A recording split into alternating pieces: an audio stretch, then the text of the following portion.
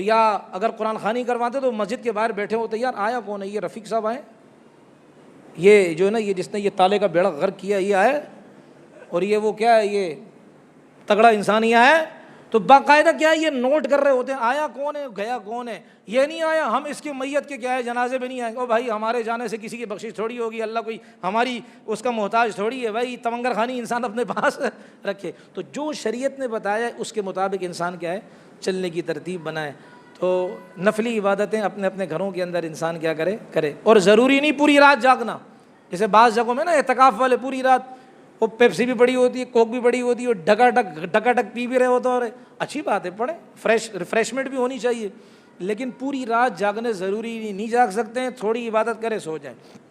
یہ بھی نہیں کر سکتے ہیں تو عشاء کی نماز پڑھی، حدیث میں آتا ہے جس نے عشاء کی نماز پڑھی آدھی رات کا ثواب اسے مل گیا، اور فجر کی نماز اگلے دن پڑھے تو پوری رات جاگنے کا ثواب اللہ عطا فرما دیتے ہیں۔ اگر زیادہ نہیں جاگ سکتے تو اتنا کر لیں، عشاء کی نماز پڑھے باوضو ہو کر لیٹ جائے، درود شریف پڑھتے پڑھتے اللہ تعالیٰ اس کا ثواب بھی عطا فرمائیں گے۔ پوری رات جاگنا یہ ضروری نہیں، اور یہ مٹھائیاں اور یہ شیر خرمے اور یہ فلاں کھیر وغیرہ یہ گھروں میں منتقل کرنا دینا، یہ کوئی نبی علیہ الصلوۃ والسلام سے اس کا ثبوت نہیں۔ کریں گے بھائی؟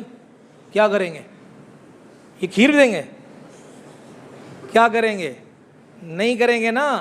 رات جاگیں گے جتنا ہو سکے، اور صبح کا اگر کوئی روزہ رکھتا ہے تو بسم اللہ، نہیں رکھتا تو اس پر تنقید نہ کریں۔ آخر کے دو اعلان ہیں، اللہ مجھے عمل کی توفیق عطا فرمائے۔ ایک تو یہ کہ بھائی ہمارے ایک ساتھی آئے ہیں، باہر انہوں نے اسٹال لگایا ہوا ہے نبی علیہ الصلوۃ والسلام کی حدیثوں کا، یہ درود شریف کے اعتبار سے کتاب ہے زاد شفا کے نام سے، تو وہ خرید لیں اگر کسی کی گنجائش ہے، پیسوں کا پتہ نہیں ہے لیکن خرید لیں۔ دیکھیں آپ علیہ السلام کی بڑی بہترین حدیثیں ہیں، بڑے عجیب کیا ہے، چھوٹے چھوٹے اس میں کیا انہوں نے مضامین دیے ہوئے ہیں، اس میں عجیب درود شریف کی برکتیں، جس کی مشکلات ہوں یہ پڑھے تو فلاں مسئلہ حل ہو جائے گا، مشکلات اللہ تعالیٰ درود پاک کی برکت سے حل کریں گے۔ ایک کا میں نے پڑھا تھا اس میں کہ کسی کی والدہ کو کینسر تھا تو اس کو کسی نے کہا بھائی یہ پڑھنا شروع کرے، اس نے ورد کرنا شروع کیا، اللہ تعالیٰ نے کینسر کی بیماری سے نجات عطا فرما دی۔ تو درود شریف یہ کائنات بنائی ہی اللہ نے اپنے لاڈلے محبوب کے لیے، پوری کائنات درود شریف کے ہی واسطے سے اللہ تعالیٰ کیا ہے چلا رہے ہیں۔ تو اسٹال لگایا ہوا ان بھائیوں نے، بھائی میرا ان سے کوئی ایگریمنٹ نہیں ہے، یہ سمجھو کہ آپ کو کوئی پروفٹ ملے گا، میرا ان سے کوئی، مجھے تو نام بھی نہیں پتہ ہے۔ تو ایک اچھی چیز ہے، خیر والی چیز ہے، خیر کے کاموں میں جی بسم اللہ تعاون کریں گے انشاءاللہ، ایک بات۔ دوسری بات یہ ہے کہ بھائی ٹائم کو دیکھتے ہوئے یہ ہماری آپ کی بہت بڑی خوش قسمتی ہے کہ ہمارے اس مسجد کے اندر ہمارے جو مؤذن صاحب ہے، قاری صاحب ہیں، ان کی محنتیں ہیں، عرصہ دراز سے یہ محنت کر رہے ہیں، اور کہتے ہیں کہ جو بنیادی پتھر ہوتے ہیں وہ عموماً نظر نہیں آتے، بلکہ آتے ہی نہیں ہیں، اس کے اوپر کی اینٹیں نظر آتی ہیں۔ تو ان کی یہ کاوش اور محنت ہے کہ الحمدللہ ان کے پہلے اکیلے پڑھاتے تھے، اب پتہ نہیں کتنی کلاسیں ہو گئیں، یہاں کلاسیں ان کے طلبہ پڑھاتے ہیں، ان سے جو بن گئے ہیں حافظ وغیرہ۔ الحمدللہ اس سال ان کے بچوں نے امتحان دیا، تقریباً کوئی 53 بچوں کے اللہ نے امتحان میں اچھے نمبروں سے پاس کیا، ان کی پوزیشنیں آئی ہیں فرسٹ، سیکنڈ، تھرڈ، اور 3 بچوں نے ناظرہ مکمل کیا، 3 بچوں نے حفظ قرآن کی سعادت حاصل کی ہے۔ تو ظاہر بات ہے بھائی ان کی حوصلہ افزائی تو ہونی چاہیے نا،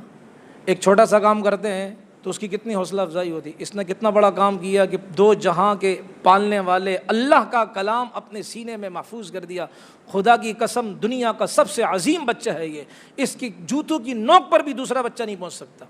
ہاں اگر وہ اس طرح محنت کرے تو پہنچے۔ تو ان کی حوصلہ افزائی کے لیے یہ ہماری قوم کے آگے کے اعتبار سے پتہ نہیں کوئی اس میں شیخ الحدیث ہے، کوئی اس میں ڈاکٹر کی صورت میں ہوگا، کوئی انجینئر کی صورت میں ہوگا، سب کی برکت سے ہماری قوم کو، ہمارے ملک کو فائدہ ہوگا۔ ان کی حوصلہ افزائی کے لیے آپ بھائیوں سے گزارش ہے کہ منگل کے دن تقریب رکھیے۔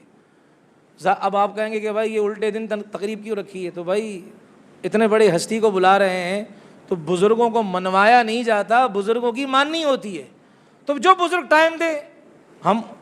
اس ٹائم کا لحاظ رکھیں گے۔ اور دوسری بات ہے کہ ان بچوں میں سے بعض بچے چلے کے لیے جا رہے ہیں، تو ترتیب اس لیے جلدی کر رہے ہیں تاکہ وہ جلدی چلے کے لیے جائیں تو عید آ کر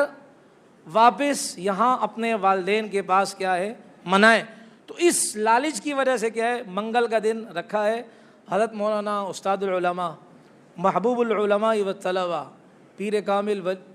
اور پیر طریقت ولی کامل حضرت مولانا محمد یوسف افشانی صاحب دامت برکاتہم،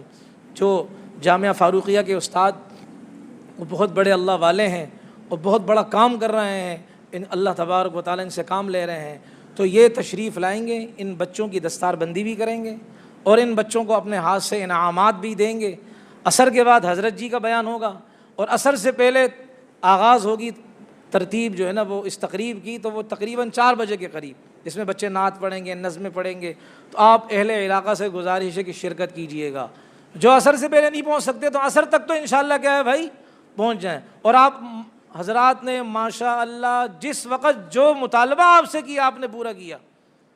آپ کو کہا عشاء میں آئیں آپ آئے، آپ کو کہا مغرب میں آؤ آپ آئے، یہاں تک کہ فجر کے کہا آپ بھائی آئیں اور دیگر مساجد کے لوگ بھی آئے، ان کا بھی بڑا حصہ ہے، ہم ان کو نہیں چھوڑیں گے، ان کا بھی بڑا حصہ ہے کہ فجر کے وقت ماشاءاللہ ہماری مسجد بھری ہوئی تھی، ایسا لگ رہا تھا جیسے عید کی نماز کا وقت ہو رہا ہے، تو وہ آئے اور اکابر کے بیان سنوں نے الحمدللہ۔ تو یہ حضرت جی نے وقت جو دیا ہے، چونکہ بڑے مصروف ہیں، تو انہوں نے وقت جو دیا ہے عصر کا،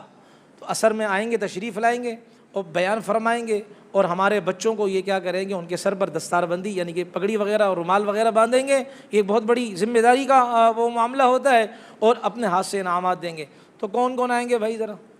شرافت سے ہاتھ اٹھا لو۔ یہ پیچھے والے ناراض ہیں، یہ بیوی نے کھانا نہیں دیا، اللہ خوش رکھے آپ لوگوں کو۔